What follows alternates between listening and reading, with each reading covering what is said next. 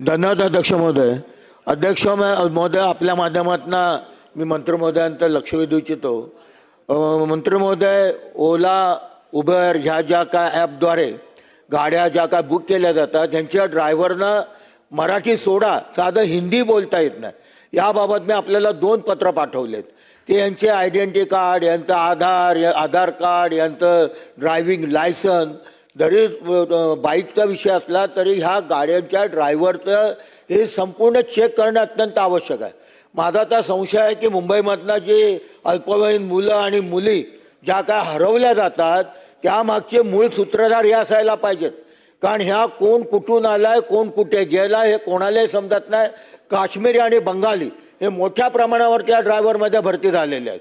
म्हणून मी आपल्याला 2 पत्र दिले अध्यक्ष महोदय की आपण यांचे संपूर्ण कागदपत्र, यांची संपूर्ण ओळख, यांचं ड्रायव्हिंग लायसन हे सगळं तपासण्याकरता एखादी विशेष मोहीम आपण राबवणार आहात का, असा माझा स्पेसिफिक प्रश्न आहे. अध्यक्ष महोदय, आपल्या पत्राची दखल मी फार गंभीरतेने घेतलेली आहे आणि महाराष्ट्रामध्ये मराठी बोलता येणं आणि त्या संदर्भात तुम्ही दिलेलं पत्र याची जबाबदारी प्रताप सरनाईक आणि ह्या खात्याचा मंत्री म्हणून घेतलेले आहे. तुम्हाला अतिशय महत्त्वाची माहिती या सभागृहात देतो की आम्ही स्वतः 2 व्हीलर असू द्या किंवा 4 व्हीलर असू द्या, ज्यांना परमिशन हवी आहे त्यांना बॅच सुद्धा देण्याची प्रक्रिया आम्ही आता करतोय आणि नियमावलीमध्ये सुद्धा आम्ही बदल करतोय.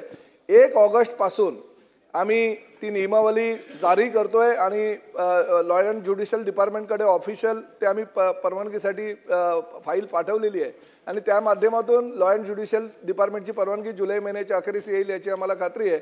आणि 1 ऑगस्ट पासून महाराष्ट्रामध्ये जर कोणाला बाईक टॅक्सी चालवायची असेल किंवा 4 व्हीलर चालवायची असेल तर डोमिसाईल सर्टिफिकेट घेणं बंधनकारक आहे आणि त्यालाच बॅच दिला जाईल अशा पद्धतीची आखणी आम्ही आमच्या डिपार्टमेंटच्या माध्यमातून केली आहे आणि आपल्या मागणीची पूर्तता ती केली. प्रश्न क्रमांक 3 2 अध्यक्ष महाराज, प्रश्न क्रमांक 33,164.